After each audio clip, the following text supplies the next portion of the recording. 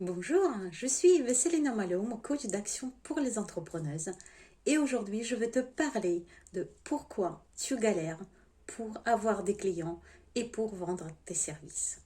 J'ai trouvé pour moi 7 raisons. On va commencer par la première raison qui est tu as besoin d'argent. Le besoin d'argent que tu as se fait ressentir. Ça t'empêche de prendre des décisions que tu aurais prises si tu n'avais pas ce besoin d'argent puissant et pressant. Et la deuxième chose, ça se sent dans ta communication, ça te fait faire des pas, peut-être vendre en direct, pousser un petit peu, prendre des contrats que tu n'aurais pas pris, ça se sent auprès de tes clients. La deuxième raison, c'est que tu penses que tu n'aimes pas vendre et que tu ne sais pas vendre. Tu as l'impression que pour ça, il faut des compétences, des connaissances, il faut s'entraîner, il faut être commercial, il faut savoir parler, il faut avoir du pitch, il faut avoir de la niaque, de la confiance en soi, avoir envie de se montrer, etc., etc. Et tu n'aimes pas tout ça et tu penses du coup que tu n'es pas capable de vendre. Je t'assure, la vente de services ne se fait pas du tout par ce biais de commercial, mais plutôt par la construction du lien. Donc quand tu te dis je ne sais pas vendre et je n'aime pas ça, je pense que c'est juste une petite pensée négative, que c'est juste une croyance limitante que tu as à propos de la vente.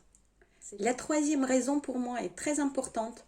Tu ne sais pas qui sont tes clients. Tu ne sais pas exactement, pertinemment, quelle est ta cible, petite cible assez restreinte pour qui tu proposes tes services.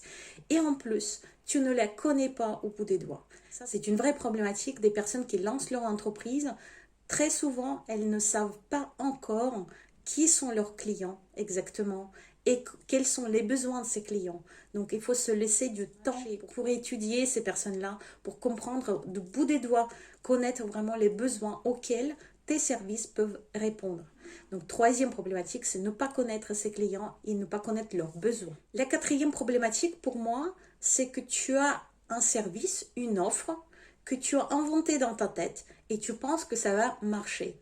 Tu y crois dur comme fer, mais tu n'as pas fait de test avant et c'est une offre qui est née finalement dans ta tête et non pas en lien, qui n'a pas de lien avec les besoins profonds des clients. C'est souvent, ça vient comme ça.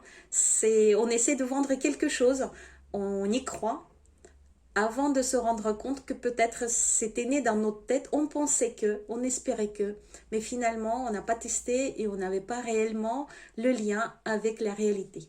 La cinquième problématique, pourquoi tu n'as pas de clients et tu as du mal à vendre tes services, c'est tout simplement parce que tu ne crois pas en ton offre. Tu n'es pas sûr du résultat que tu peux donner.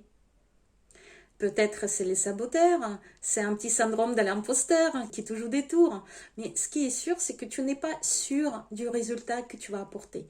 Et si tu n'es pas sûr en toi, si tu te dis qui je suis pour dire ça, qui je suis pour proposer ça, je n'ai pas une multitude de diplômes ou je n'ai pas beaucoup de clients, je n'ai pas encore beaucoup de témoignages. Ça, c'est normal en début d'activité. Mais si tu te dis ça en plus et tu te le répètes, tu auras encore moins de confiance en ton offre. Le seul moyen d'avoir confiance en ton offre, c'est de pratiquer. Peut-être gratuitement, peut-être aller à l'étude de ton marché et de tes clients. Mais c'est que uniquement comme ça que tu auras vraiment confiance en ce que tu proposes et un résultat que tu donnes. La sixième raison que je vois très souvent autour de moi, chez mes collègues ou alors chez mes clientes, c'est que tu ne proposes aucune offre du tout. Tu ne proposes rien, tu ne vends rien, tu te montres, tu dis voilà je suis comme ça, je suis hypnothérapeute, je suis art thérapeute, je suis sophrologue, mais tu ne dis pas voilà j'ai un programme, j'ai une offre comme ci, j'ai une proposition comme ça, qui a telle durée, tel objectif, tel bénéfice, écoute tant. Tu ne proposes rien. Tu espères que les personnes vont s'intéresser à toi et puis vont elles-mêmes demander qu'est-ce que tu proposes. Ça peut arriver, mais ça demande beaucoup de temps. Si tu veux avoir un retour rapide sur la vente de tes services, si tu veux avoir un feedback rapide de tes clients, il est intéressant de proposer toi-même des offres auxquelles tes clients, tes prospects pourront répondre. La septième raison pourquoi tu n'arrives pas à vendre tes services, ça concerne le message. Soit il est trop dilué, soit il est trop technique. C'est-à-dire, tu vas parfois décrire ta méthode, par exemple de sophrologie, mais en tant que cliente, ça ne m'intéresse pas. Ce qui m'intéresse, c'est de savoir qu'est-ce que ça va m'apporter. Et de préférence que tu me parles avec mon langage, avec mes mots, que je comprends. Et qui vont aller vraiment droit au cœur. Et c'est uniquement comme ça que je vais réussir à comprendre ton message. Donc avoir un message dilué, utiliser les mots trop techniques, ne pas savoir ou ne pas le dire quels sont les bénéfices que tu vas apporter à tes clientes, c'est une erreur qui se paye par l'absence de clients et difficulté pour vendre tes services. Donc je t'ai parlé là dans cette vidéo des 7 raisons pourquoi tu as du mal à vendre tes services, pourquoi tu galères. Et le coaching est un des moyens pour construire une vraie offre de service, pour comprendre et rechercher quels sont des clients, quels sont les bénéfices. Je t'accompagne avec plaisir comme toutes mes clientes entrepreneuses sur ce chemin. C'était Vesselina Malhomme, coach d'action pour les entrepreneuses. Et tu me trouves sur Instagram, sur Facebook, sur YouTube et dans les ateliers que j'organise aussi pour Femmes des Territoires. Je te dis à très bientôt. Je te souhaite beaucoup de clients.